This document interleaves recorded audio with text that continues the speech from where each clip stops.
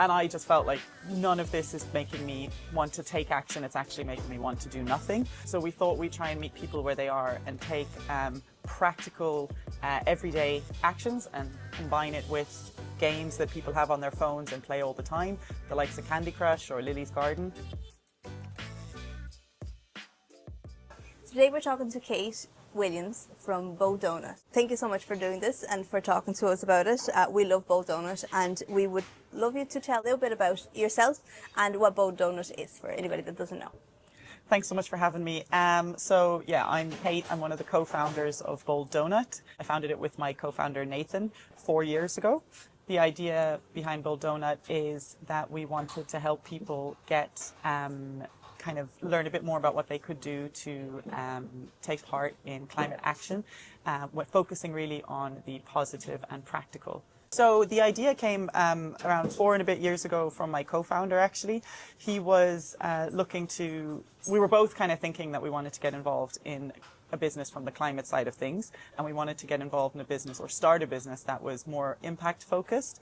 We'd enjoyed our careers up until that date, but we were really thinking we'd like to be thinking more about what we can do to lessen our impact and maybe scale that action. So the idea came from us talking about the climate crisis, all the messaging that was out there. So the media, everything that was saying, you know, the ice caps are melting, this bird is nearly extinct, and various things, and none of that was making me feel very positive. I think it even got to the point of Nathan talking about, you know, how the world could end up having resource wars, and they've already kind of started. And I just felt like none of this is making me want to take action. It's actually making me want to do nothing, or actually just kind of freezing me. So we took that feeling and we thought, if that's the feeling that we're having, likely lots of other people are feeling like this. You know, no feeling is original anymore. So we took that, and Nathan was really looking into this idea of games and gamification and the work around that. So we thought we'd try and meet people where they are and take practical, everyday actions and combine it with games that people have on their phones and play all the time, the likes of Candy Crush or Lily's Garden. Very narrative, very relaxing, and simple to pick up games. So we thought we would put the two together, and yeah, that's how it came about.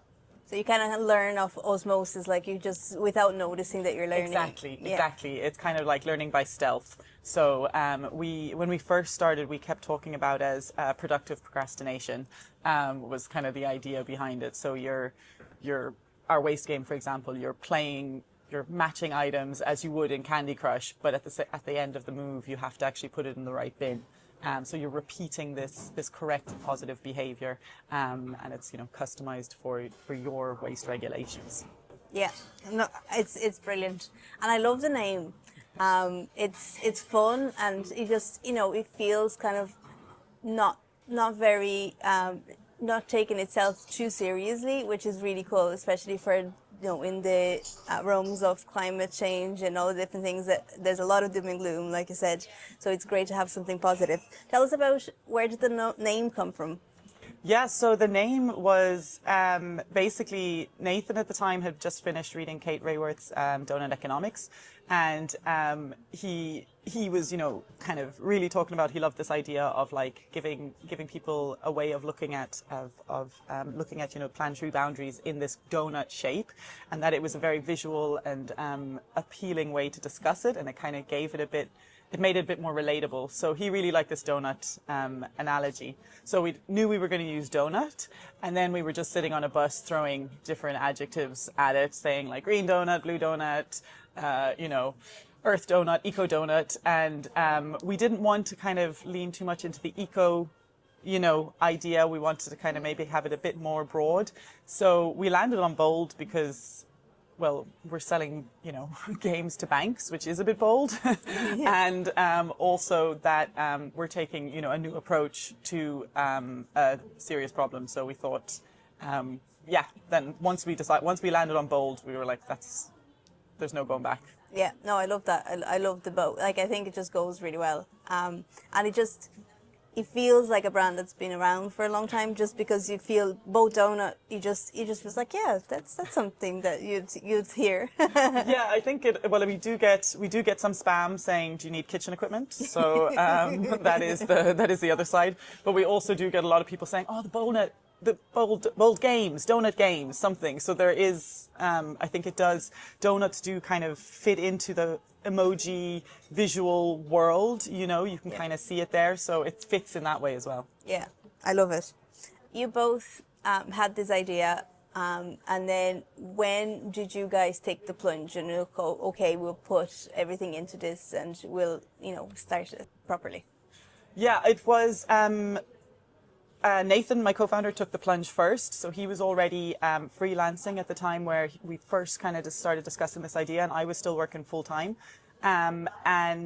So he was able to kind of take it on and say, all right, I'll start with it and let's go and see how far we get. So he, for example, this was in like 2022, we were accepted onto New Frontiers Phase 2, which is an Enterprise Ireland funded program. And he did that full time. And it was within a few months of doing that, I was starting to kind of go down to 4 days a week in my old job. But I just was really excited, and I really I felt left out, and I just wanted to do everything Bold Donut, and I was so excited with just the research, the planning, everything we were doing, that I think it was, we kind of officially started it in June 2022, and by November I had decided, no, I was going to hand in my notice and go full time. Looking back, it was far too soon. But like we're still here, so it's fine. But it definitely was too soon. I should have held out a little bit longer, and tried to, because you never know when the income's going to start coming in and that kind of thing. But I just was very excited. So yeah. It is very exciting though when you're building something for yourself. Yeah. It's very hard to work for somebody else when you already have that idea and that business starting. So I get it. Yeah. Yeah, I think it's a balance for all like founders and people starting their own business, is when do you take, as you say, take the plunge. Yeah, I just think I took it probably a little bit too early. And tell us about the game. So I know the waste game that you mentioned. Tell me about how that works. So when somebody's playing, and how do they learn as they play? Yeah, so basically we really wanted to use gamification techniques and behavior change strategies and frameworks within the game.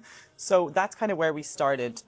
Every game that we build, so we have a waste game, we have an energy game that has a couple of iterations, and long term we want to do the likes of water or other kind of maybe transport. But when we started with waste, we started with what was the behavior. That's kind of how it was designed. So what behavior do sustainability managers want their colleagues or their students, in the case of universities, to do?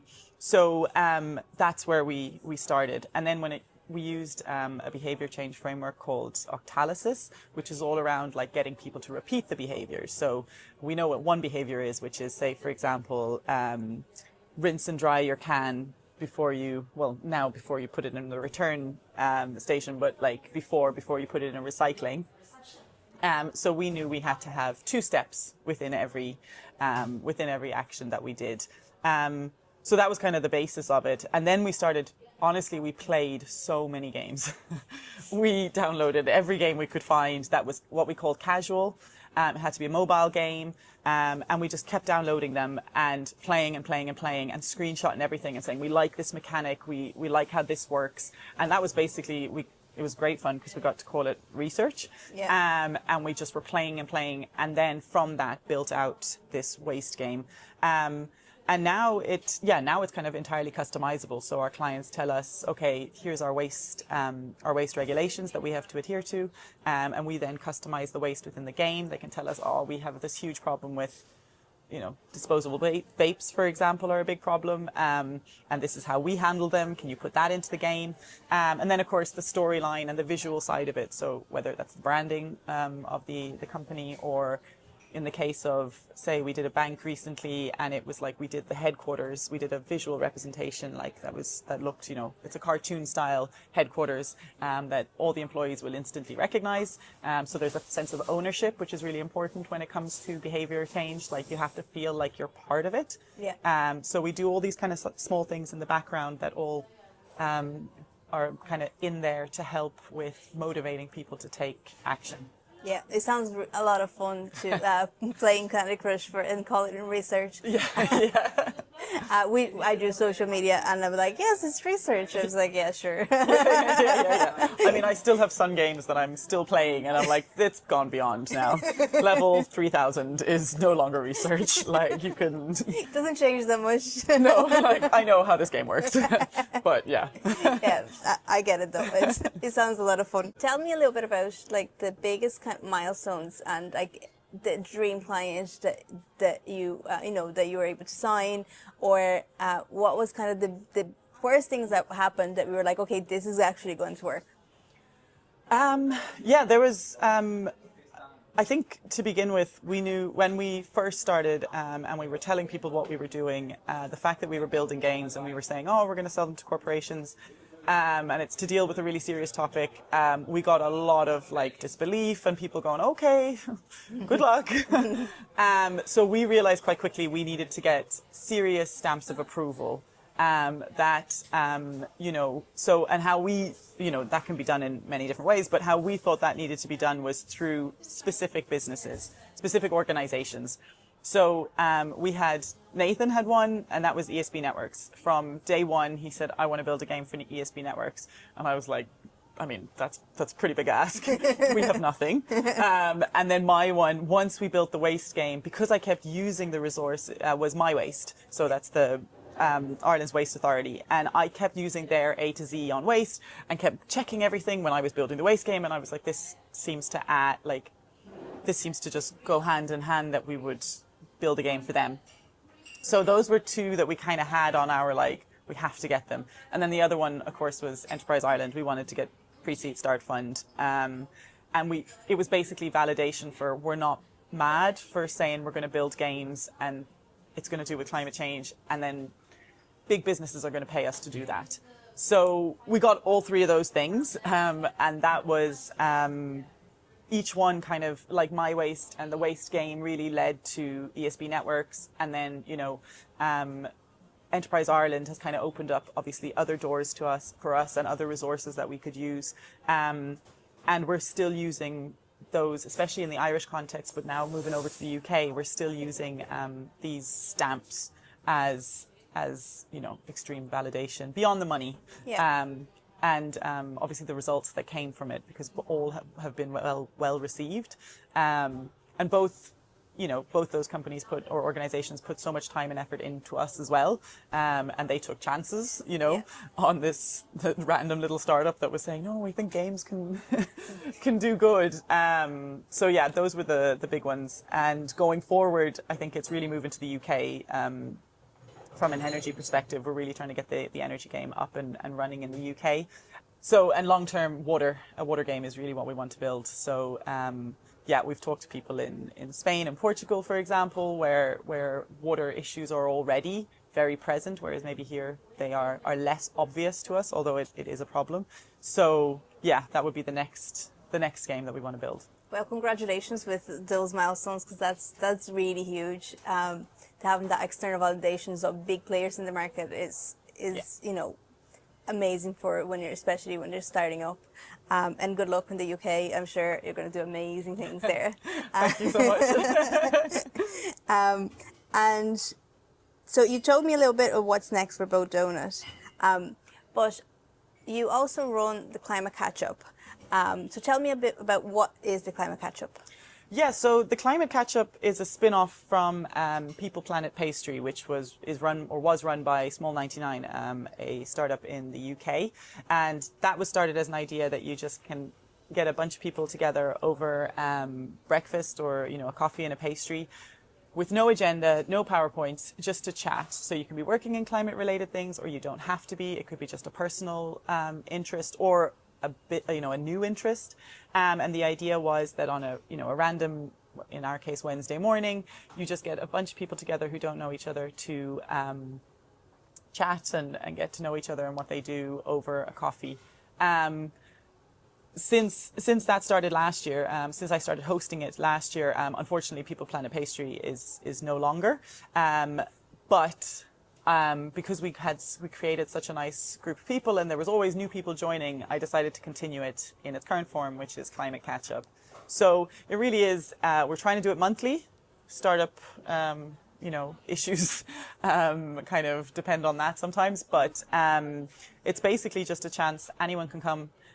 We usually meet somewhere in Smithfield, here in Dublin, and the idea is that we're just chatting and getting to know each other. And a lot of the times, it often tends to be like small businesses who are working in the space. So, I mean, it's a great way to meet other businesses that are, facing the same challenges as you, but also for collaborations and stuff. So, yeah, it's been really good. And last month we went actually and did a beach cleanup as part of the Earth Day initiative, which was great to actually kind of take it into action as well as just the chats. So we're hoping to do more of that. Yeah, no, that looked really cool. A bit of exercise, a bit of banter, and it's different when you're working together. You do get a different kind of chats going. And if anybody is watching and they would like to work with Bold Donut or have a look at if you can build a game for their organization, how do they get in touch with you? Yeah, so anyone can get in touch with us through our website. So it's bolddonut.com. So that's bold, B-O-L-D, but then donut spelled the American way, so D-O-N-U-T. Or you can just email me, kate@bolddonut.com.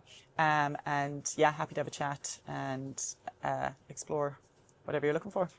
Lovely. Thank you very much, Kate. It was great to talk to you.